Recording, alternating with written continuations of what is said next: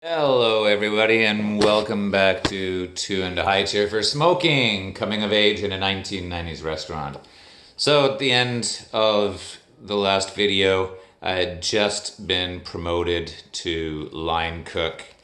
I graduated from high school, and the boss said, "Hey, would you like to move up in the world?" So, one afternoon, we ran out of sliced cucumbers, and the boss sent me back to the prep area. I grabbed a box from the walk-in fridge and turned on the slicer, a fiendish machine with a razor-sharp semicircular blade.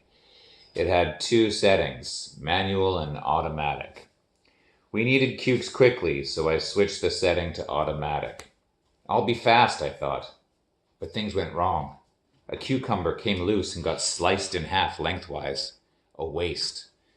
I could hear the clamor of the lunch rush in the kitchen. Voices filled with urgency. I had to hurry up.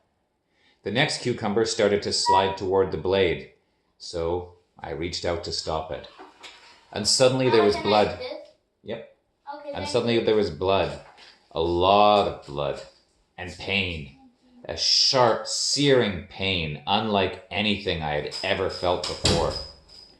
Under the blade, instead of sliced cucumber, was a long, thick chunk of flesh with a thin wedge of fingernail attached to it. The boss drove me to the hospital. He was pissed. I held up my injured finger, wrapped in a towel. "Steve, I'm so disappointed in you." He glared at me as he drove. "And don't get any blood on the seat." After waiting for a while in the emergency room, I was able to see a doctor. He bandaged me up. My wounded finger, covered with layers of gauze, looked like a cocoon. The boss had already gone back to the restaurant, so I caught a bus home. The next week, I went to my family doctor, who expressed dissatisfaction with the first doctor's handiwork. The blood had soaked through the bandage and dried, so when he took off the gauze and bandage, the wound, which had begun to heal, was ripped open again. There it was again. A screeching, unbearable agony that I would never forget. I had a month off work. The promotion was terminated, and I was sent back to the dish pit.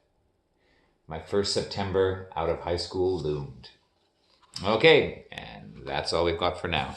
By the way, I still have the scar on my finger from my run-in with that slicer. Good times.